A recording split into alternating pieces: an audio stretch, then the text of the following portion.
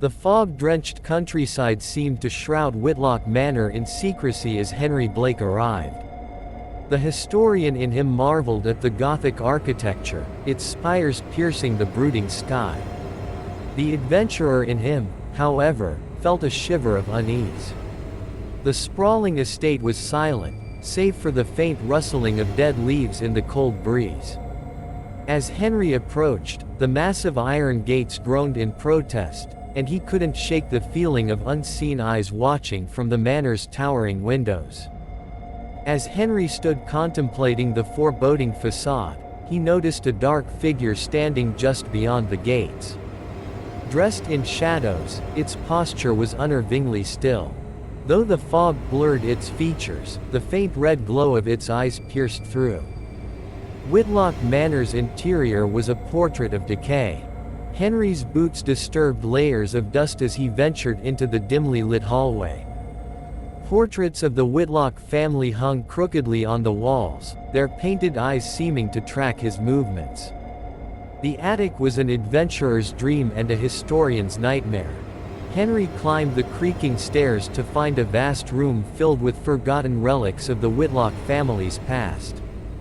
When Henry finally pried the chest open, the sound reverberated through the attic like a cannon shot.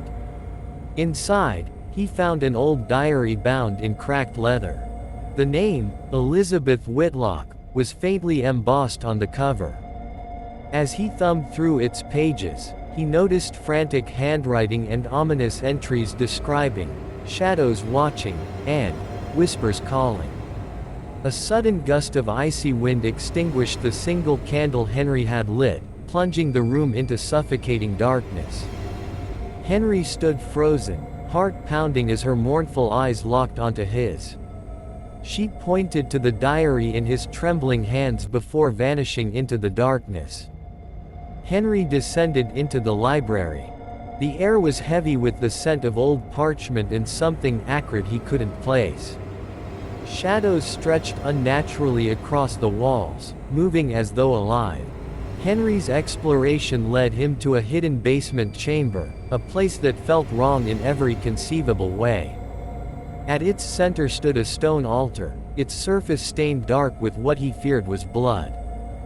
Back upstairs, Henry found an ornate mirror in a dusty bedroom. His reflection stared back, but something was off. His movements didn't quite match. Then, behind his reflection, Elizabeth appeared again. This time, her face was twisted with anguish, her mouth moving frantically as if trying to warn him. The attic wasn't the same when Henry returned. The air had grown heavy and malevolent, and from the corner of his eye, he saw shadows converging into a monstrous form. The entity had no defined shape, but its glowing red eyes burned with malice. Back in London, Henry thought he had escaped the manor's horrors, but they had followed him home. His once cozy flat felt unfamiliar and hostile. Lights flickered unpredictably, cold spots appeared without warning, and objects moved of their own accord. At night, Henry could hear faint whispers, growing louder with each passing day. He realized the locket wasn't just an artifact, it was a curse. One night, Henry awoke to the sound of heavy breathing. The room was dark, save for a faint glow at the foot of his bed. There, Elizabeth stood, her form more defined yet still spectral. Her lips parted, and a mournful whisper escaped, "Help me." Before Henry could respond, she faded away, leaving behind a lingering chill that refused to dissipate. Desperate, Henry turned to Dr. Eleanor Gray, a parapsychologist and an old friend. She examined the locket with a grave expression. "This belonged to Elizabeth Whitlock," she explained. "It's a tether, her spirit is bound to it." Henry and Eleanor returned to Whitlock Manor under the cover of darkness. The house seemed even more foreboding than before, its windows like watchful eyes. In the basement chamber, Eleanor began a cleansing ritual while Henry placed the locket on the altar.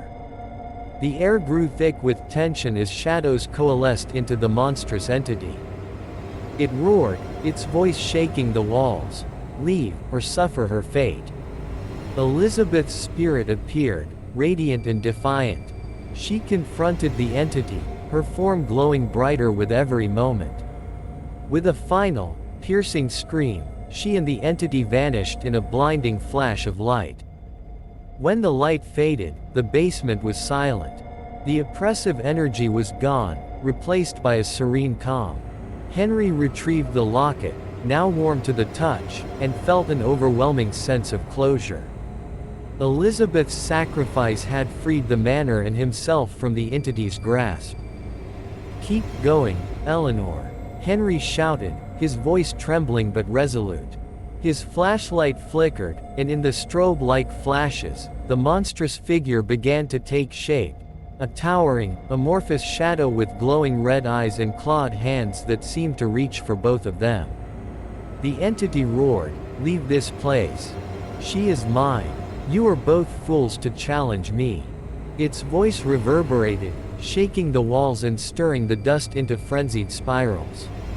Elizabeth's spirit appeared then, her form glowing faintly, standing between the entity and the altar. "No more," she cried, her voice echoing with defiance and sorrow. As they ascended the steps back into the main house, the oppressive gloom of Whitlock Manor had lifted. The air felt lighter, the once menacing shadows now still and ordinary. The portraits on the walls seemed less ominous, their painted gazes no longer piercing. Henry looked back one last time as they stepped out into the crisp night air. The manor stood silent and still, its haunted past finally laid to rest.